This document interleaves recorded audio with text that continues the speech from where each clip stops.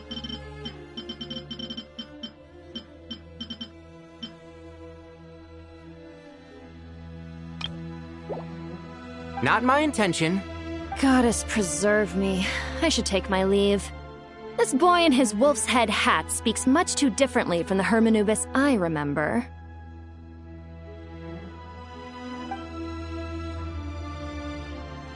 Kale, all I'm trying to say is, no matter how many Hermanubis fragments there are within me, you wouldn't think of me as Hermanubis. In the same way, you are simply you. Yeah, I know what you mean. So about that dream I had, was it a warning from the Goddess of Flowers? Yes. Just like me, she was an angel created by the primordial humans, born with the instinct to guide living beings. Though her body and soul have perished, her essence retains its natural instincts. Even her smallest remaining fragments would do their utmost to send you that warning. The Mother of Dreams? Lord of Flowers and Oases? She must have had a premonition. That is why she gave that dream to you. We won't let our efforts go to waste. But I still don't understand. Why me? Yes. Why indeed? You weren't the only one injected with God remains, but only in you have her fragments persisted. I suspect it may be because of the firm will you showed in the face of suffering. She was likely assimilated by that will. Of course, this doesn't mean you have to shoulder any extra responsibility. As this young man said, you are who you are, and that will not change. All right, any further questions from the family members of the patient? If not, we should head to the mausoleum of King Deshret. Let's move out. Time to put our plan into action. We all hope it'll work. But will we really be able to open Aru? And even if all 7 pillars of King Deshret agree to let us proceed, the scale of the work to follow is daunting, to say the least. Haven't you handled other big projects before? I mean, the biggest project I've worked on to date is probably the Palace of Alcazarzaray, I guess? But this is orders of magnitude beyond that. It's a total nightmare. Look on the bright side. At least this time you're actually here when Sumeru needs you most. You won't have to come asking me for details after the fact. Mock me all you want. But now that I'm here, things will be resolved far more quickly and smoothly than last time. Kave's self-doubt disappeared in an instant. Like magic. Well, this confidence is most gladdening. Now, go and pack your things. We'll head to the mausoleum as soon as you're ready.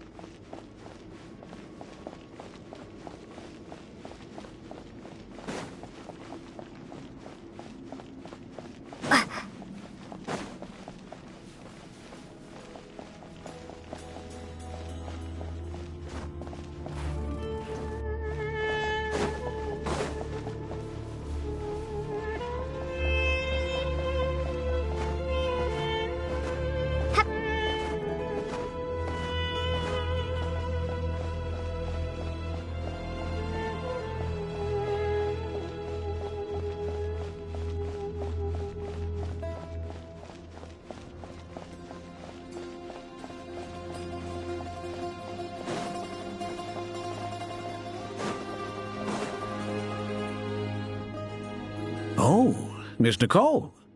I heard you're a very talented sculptor. Is that true? Oh, I don't know. I wouldn't want to blow my own trumpet. Honestly, even though Ksharoar is best known for its focus on mechanics, plenty of Ksharoar scholars are quite serious about sculpting as a hobby. So if they rate your work, that's enough for us. We just have to take a look. Who's we? Myself and a few other scholars. Kashif, Daneshvar, come take a look. Oh, well, if you insist, I suppose there's no harm in showing you.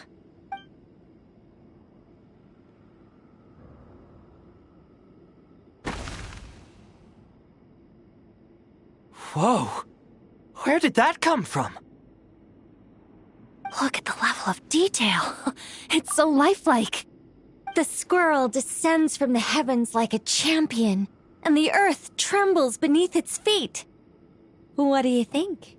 Striking, isn't it? Kaveh? Kaveh, come here for a sec. Oh, and Madame Faruzan, didn't you used to study in our darshan? Come take a look. All right, but hang on a moment. I have to finish reviewing this proposal first. You called? What is it, youngster? This squirrel statue. Isn't it cute? Oh, a squirrel. I wouldn't say cute per se. The realism is what stands out to me. Were you trying to carve a statue of a hero, young lady? Oh, a hero? I suppose so. Actually, I didn't really have a specific theme in mind. I just started working on it, and this is how it turned out. I see. Well, do you tend to read novels about heroes in your spare time? As a matter of fact, I do quite enjoy those. Everyone loves a good tale of daring do, right? Then perhaps this statue represents the heroic tale you long to see deep down inside. Also on the subject of heroism, I feel that if the subject posed with a finger raised towards the heavens, it would lend a greater gravitas to the overall image. I'm sure some would call it cliché or old-fashioned, but not me. I think it would be a perfect fit. It has a certain classical beauty about it. Kaveh! Sorry, Madame Faruzan, I'm a little busy right now. Don't wait up for me. What a pity. That young man has excellent aesthetic tastes. I was hoping to ask him for his opinion. What a genius idea! Why didn't I think of that? Classical beauty is a great direction to explore. That's it. Once I get back, I'm going to sculpt a heroic squirrel pointing its finger towards the sky. Precisely. A declaration of victory. You understand my vision. Then place the two statues face to face. Yes! That's exactly what I was thinking. It'll be a masterpiece. Miss... I'm sorry. I didn't catch your name. Just call me Nicole. Madame Faruzan? Was it? What? Oh, no. That wouldn't be right. Why ever not? Madam is a state of mind cultivated from within. Anyone may call me Madam if they so desire. My dear Miss Nicole, once we make it through these trying times, should we have the pleasure of meeting again, I shall look forward to seeing your new work. In this day of age, it's rare to find people with an appreciation for classical aesthetics. Meeting you was truly a pleasant surprise. Honestly, I feel the same way. It's been a long time since I met anyone interested in this style of statue. Clearly, they don't call you Madam for nothing. Also, I have to say, you're a very good judge of character.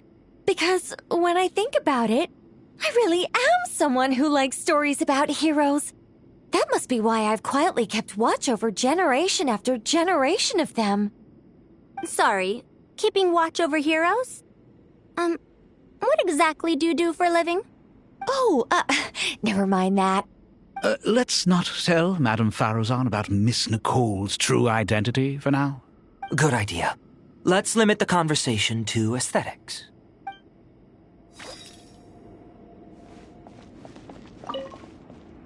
Let's not... Good idea.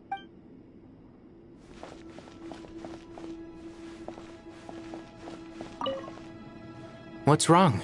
You look a little depressed. Kale got a fragment of the Goddess of Flowers, and all I got was one of the 7 pillars who served under King Deshret. I lost out, didn't I?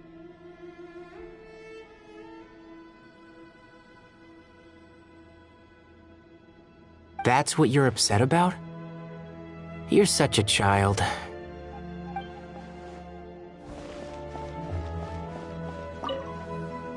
Oh, so many books. More than I could ever read in my life. But I've learned a lot that the textbooks could never teach me. I never realized that people in the distant past thought about some of the same questions we ponder today.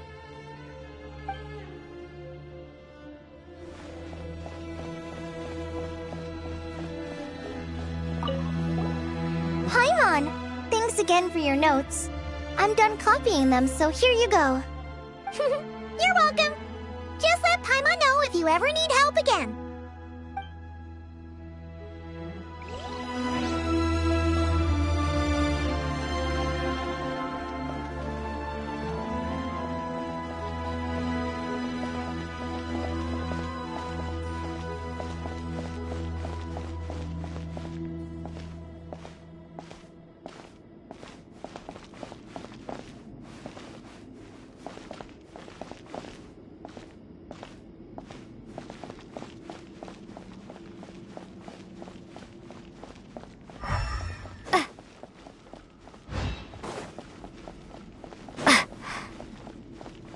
Good to finally meet you in the flesh. It's a little surreal seeing you here after exchanging letters for so long. In my head, the boss of the Curatorium of Secrets didn't look so young. Sounds like you have some history then? Any budding mercenary group needs a steady supply of intel. They, in turn, can prove an exceptional source of the same. The Curatorium of Secrets is happy to cooperate with friends from all over the world. If you're interested, you'd be very welcome to join our network too, Miss Dia. Can't say no to a solid partnership, especially out here in the desert. Having intel can mean the difference between life and death. But cooperation's built on mutual trust, and there isn't much contact between the desert and Nod-Krai. So I'm guessing you reached out to Jet first, Miss Nefer? What's behind your interest in the desert? Nostalgia? Or is there someone you're looking to take care of? Let's put all our cards on the table first. Things will go more smoothly that way. I like your style, Flame Mane. Actually, I had this same discussion with Jet before we started working together. To be clear, I have no intention of using you for any ulterior motives. And I have no enemies in the desert as things stand now. Were that to change, I wouldn't drag outsiders into a conflict that doesn't concern them. There's no point in doing certain things if you don't do them yourself. Wouldn't you agree? Well said. Taking responsibility for one's own affairs is the way of the desert folk. Huh. It's like you're one of us. You sure that's a compliment? Absolutely. I'll take it. Perhaps we can discuss our cooperation in more detail now? Sure. I love working with no-nonsense people. And you certainly fit that description. I look forward to a fruitful partnership. As do I, my friends.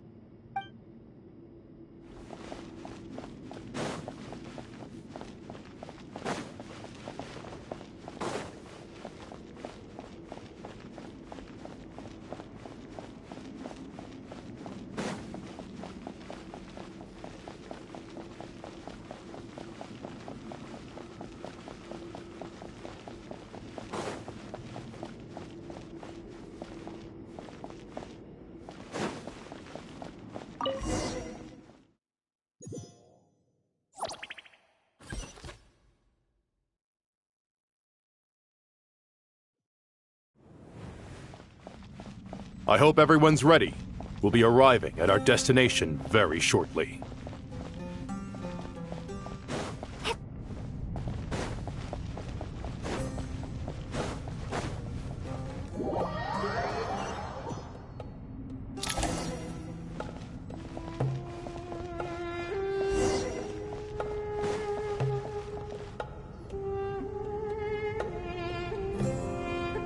Why, we've not seen so many visitors ever, really. What is this place now, a tourist attraction? Closer inspection reveals many familiar faces. To what do we dusty old fellows owe the honor? Surely you're not just here to chat. You surmise correctly. We are here to carry out a rather enormous project. Oh, enormous, you say? How large, then? Larger than the gaping void in our lives? Why, you've even put a smile on Goatee and Crocco's faces. All this activity is making for quite the special day.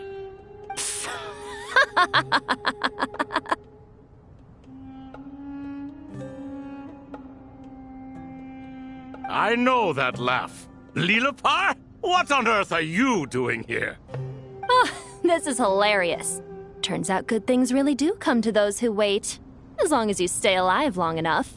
When did you three get locked up in here? And still you act all high and mighty, putting on a show for the younglings. Truly hysterical.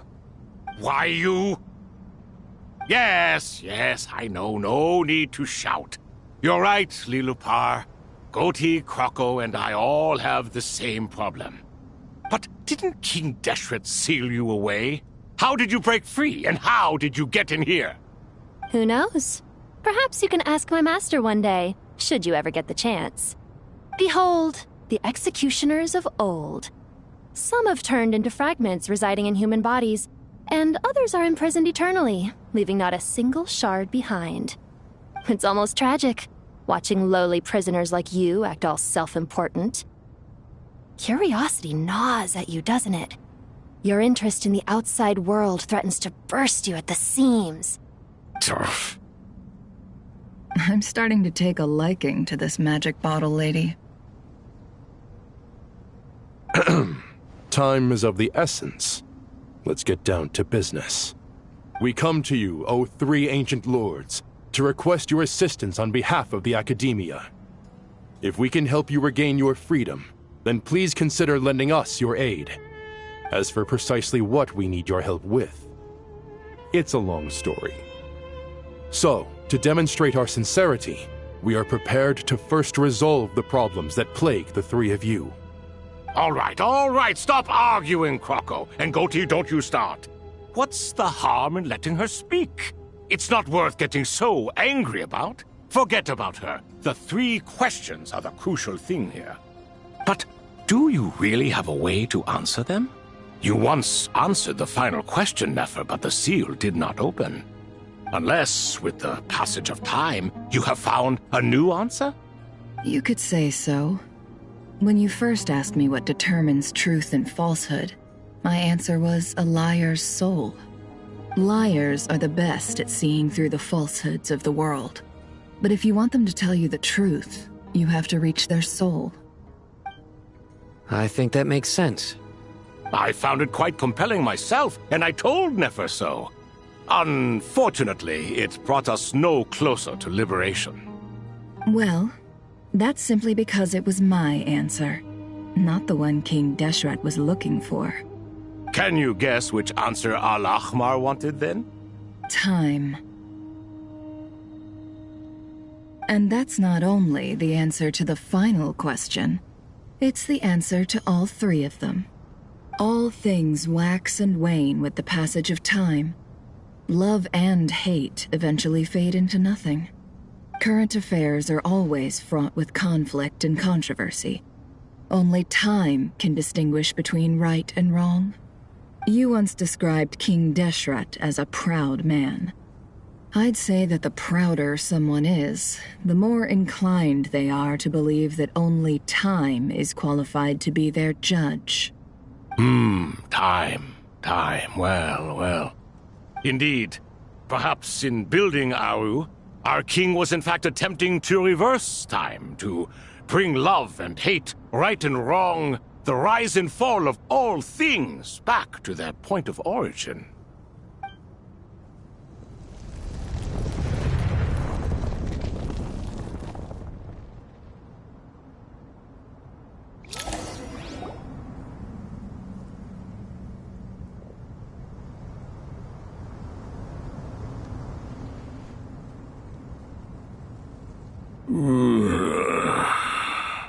This is the most eventful day I have experienced in a long time. You have my sincere gratitude. Are those 3 of the 7 pillars? Turns out the statues were quite faithful to the source. You three seem to be in good spirits. Prison can help a person grow and learn to cherish what they have. Nevertheless, after everything you've done for me, I sincerely hope you never have to experience it for yourself. Hello, Nefer. It's good to see you, Thoth the Ibis King. Nice. Definitely puts my mind at ease, seeing you two getting along so well. Should we maybe introduce ourselves, or... Sure. I'm Sethos, the current leader of the Temple of Silence. This is General Mahamatra Sino, and this is the former Spantamat sage, Cyrus. But I'm guessing none of that means a whole lot to you. Everything is equally new to us, in truth. We've been gone from this mortal world for longer than you can imagine.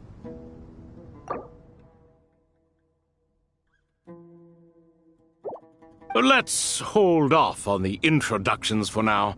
We can always ask Nefer about you later. It'll give me something to talk about with my chosen disciple. You're like a helpless parrot.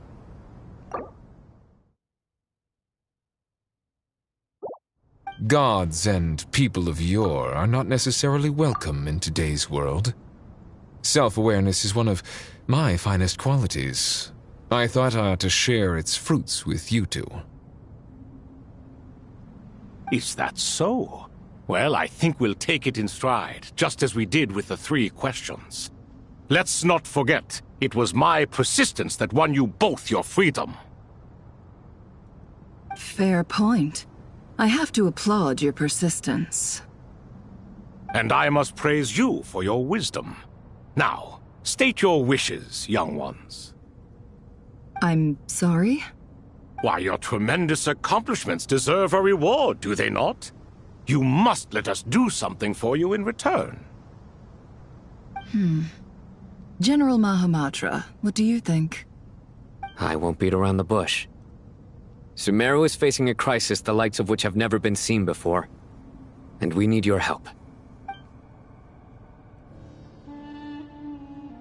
Every calamity throughout the ages has been connected to us in one way or another, whether we were its cause or consequence. Whatever is wrong with Irminsul, it severely affected the Dendro Archon. She fell into a coma and is currently receiving treatment from the Dendro Dragon. The Dendro Dragon? I'm sorry, the Dendro Dragon is helping to heal the Dendro Archon? Not a pep, surely. Not vicious, cruel a pep who possesses no virtues aside from her basic instincts. Ah, good heavens.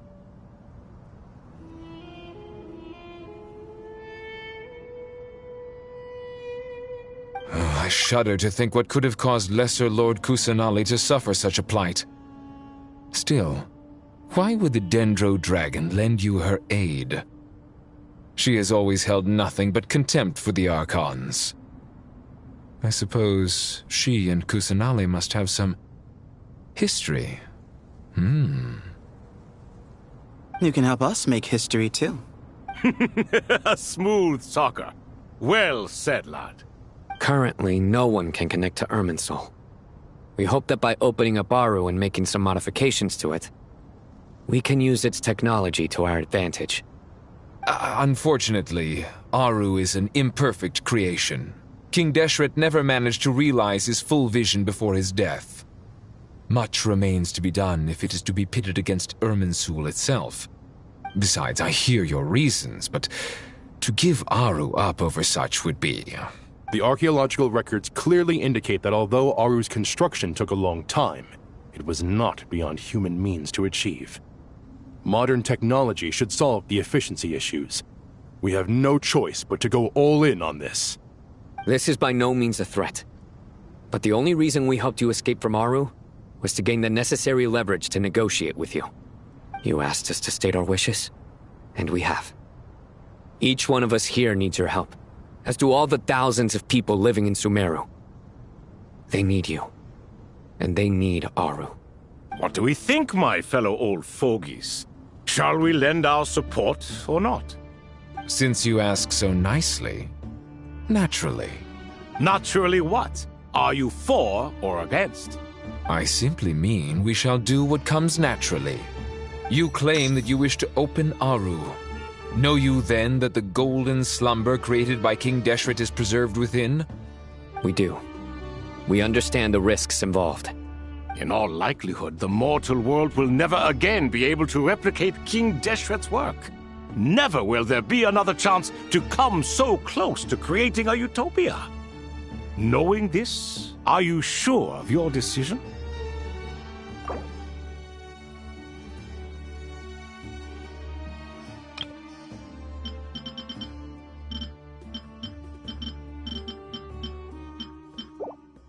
We are sure. Before people can dream, they must first live. If your minds are made up, very well. We shall summon our erstwhile colleagues to discuss this further. Saint Shezepank, Saint Bennu, once you surrendered to silence and were buried with King Deshret. But now, we invoke the right to awaken you with our voices.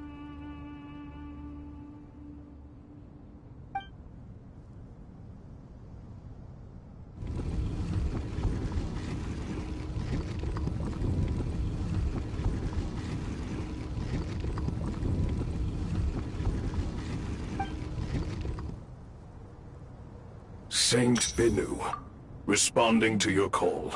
3 kings detected. Initiating autonomous will.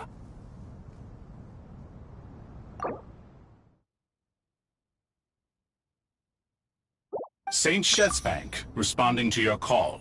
3 kings detected. Initiating autonomous will.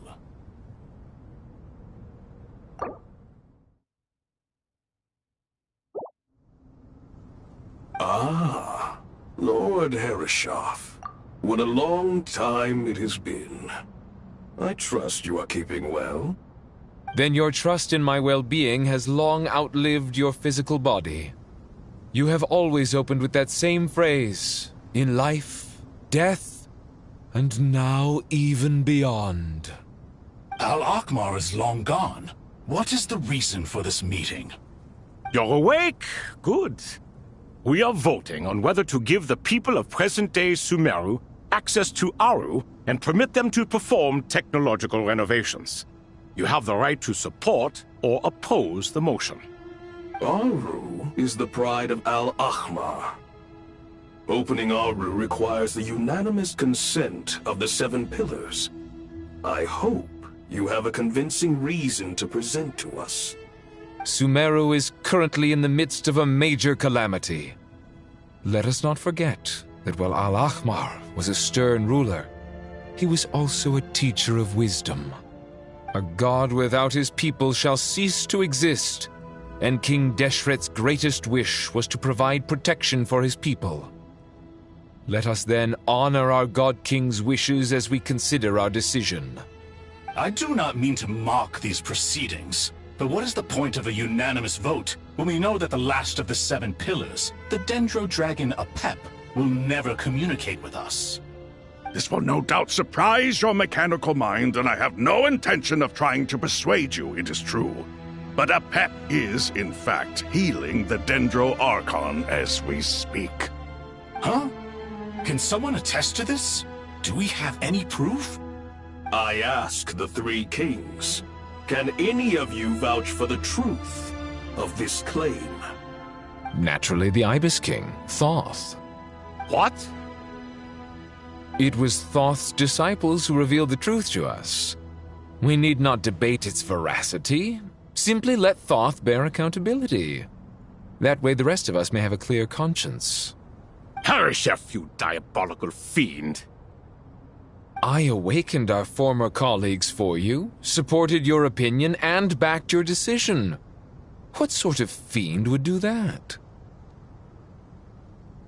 I miss the days when Hermanubis was still around. At times like this, he would offer to take accountability. What are you trying to say? Is my word worth less to you than Hermanubis's? Hypocrite though you are, Lord Thoth, you are humorous in equal measure. How could we bear not to associate with a character such as you? I, Saint Shezpank, approve the Goat King's proposal. Since King Deshret is no more, we shall receive no reprimand for acting beyond our remit.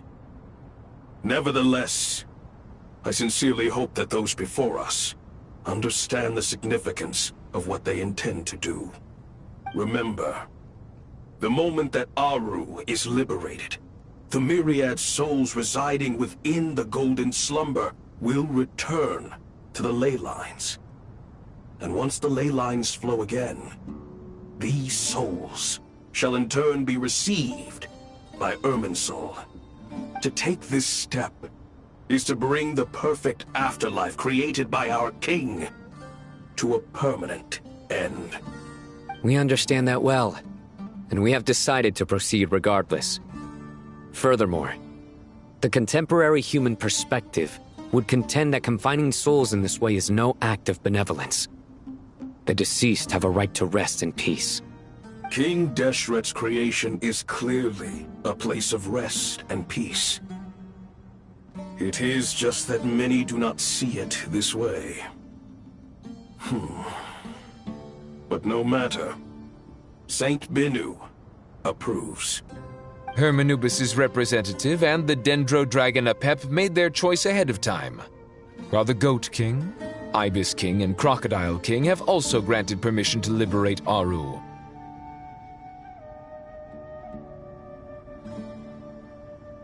By the grace of His Majesty, guided by his wisdom and will, let the gates of Aru be reopened.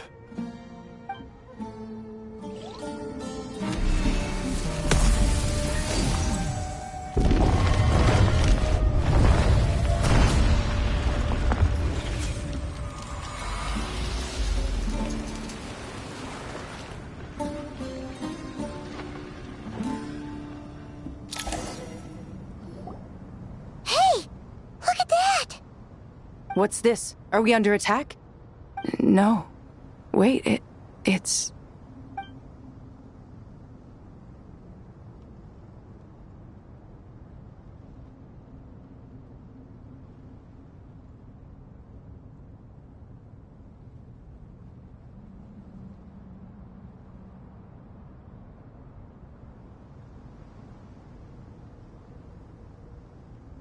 Here you are. Through the sands of time, I see you. Father. Father, is it really you? It's Chet's father, Jibriel! That's right! He entered the Golden Slumber, didn't he? I smell blood and sand on you. You've grown, strong as a wild beast, and without shedding a tear. You have to leave, don't you? Please, just answer me this. What should I do for you? This meeting is a blessing from the gods. My soul, once imprisoned along with that of Samael, is finally free. I am truly grateful for the chance to see you again. That the dead should meet the living is itself a miracle. One brief, precious moment is enough. Enough to set my heart at ease. Do not weep for me, Jet. I know you will accomplish many great things in your life. You will go further and climb higher than I ever did. All I ask is that you take good care of yourself.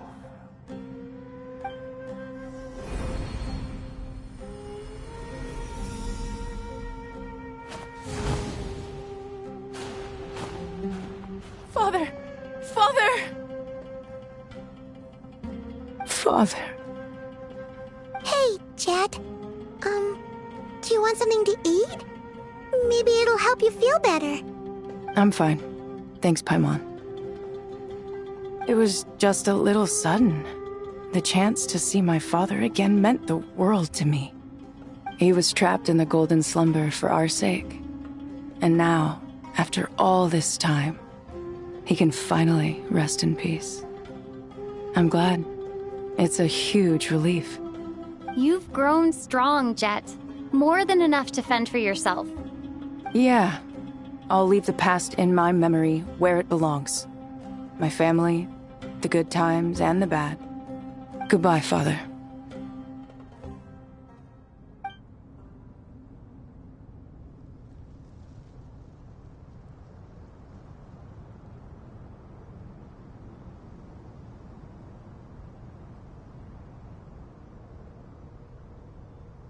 Ah, me, what a touching reunion that was. It seems we did a good deed today. We three retainers, once imprisoned for our iniquity, are surely the least qualified to judge whether this deed is good or bad. Either way, Aru is open. Now you have your opportunity, and with it, whatever trouble may ensue. Although Aru was created by a god, human craftsmanship was nevertheless required to build the gate that connects it to this world. Perhaps the relationship between gods and humanity follows a similar principle. As for your proposed renovations, we cannot determine which functions to keep or discard. Proceed as you see fit, but please entrust the task to your most accomplished scholars, or Bennu will be most displeased. It matters not. The Ibis King shall be accountable if any problems arise. Ibis, you chose to take on disciples, and so it follows that you must accept the risks of associating with humans. If I'd known you'd be like this, I would have locked all of you away in Aru, never to leave again for all eternity. All of us? What does this have to do with me? Vilify me no further. Scholars, since you have liberated Aru, allow me to present you with a gift. Using Aru's power, we shall install a defense mechanism at our king's mausoleum. You must be guarded even against Irminsul itself. This shall afford you some convenience. Unseen and unheard. From this moment forth, none may by sight or hearing perceive anything said or done within the mausoleum. Amazing. And all this is achieved just with the power of Aru? With technology from the heavens, the possibilities are endless. Just because King Deshret did not use it for this purpose does not mean that it cannot be done. So, marvel away. This is the reward you have earned. All right. Well, that resolves the issue of confidentiality. What about the technical side? Do we have the manpower? Why, yes. I've already contacted them. They'll be here soon.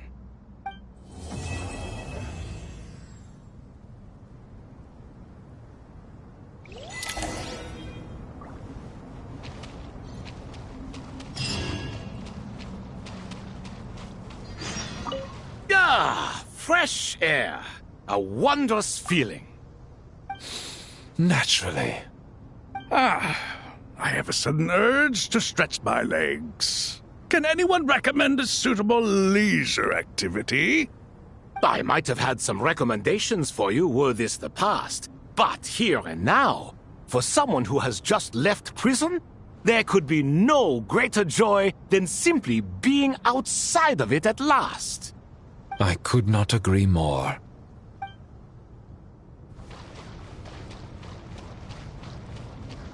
As I thought, the so-called 7 pillars of King Deshret are as underwhelming as ever. What do you mean? Not a fan of the boys' club?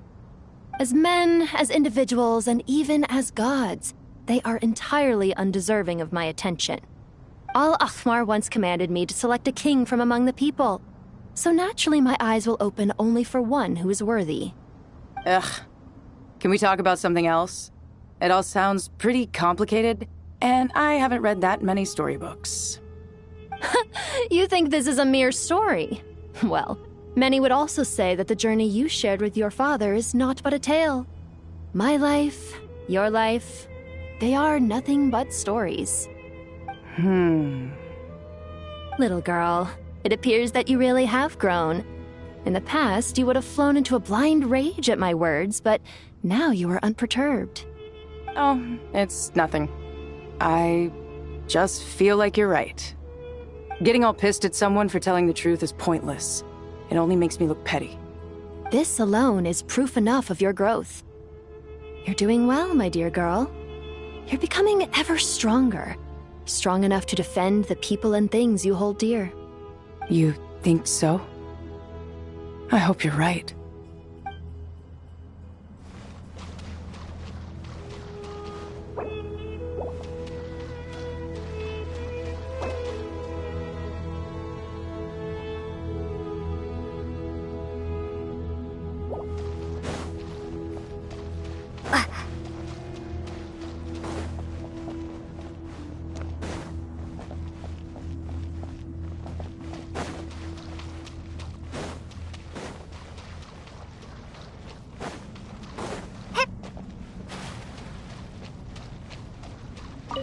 You must be Sethos, the successor to the Temple of Silence.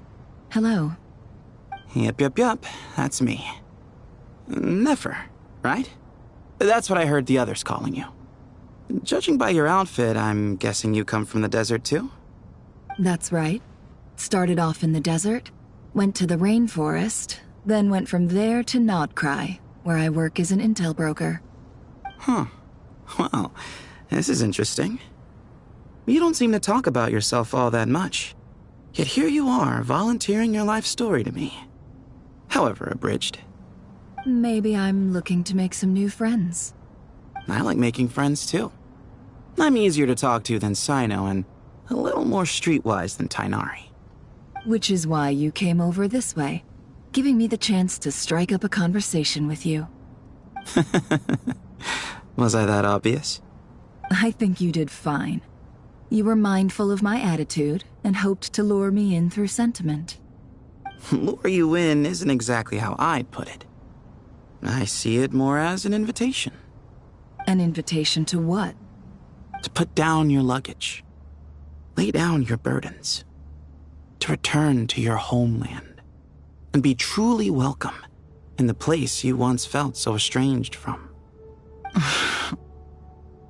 You're a more interesting heir to Bamun than I was expecting. Since you're familiar with my grandfather, I'll assume you're aware of our situation. I'd like to make friends with you. And I think you'd be a great asset to us. Not to mention the power you and I both hold. Originally belonged to the same organization. Aha, there we go. Now we're getting somewhere.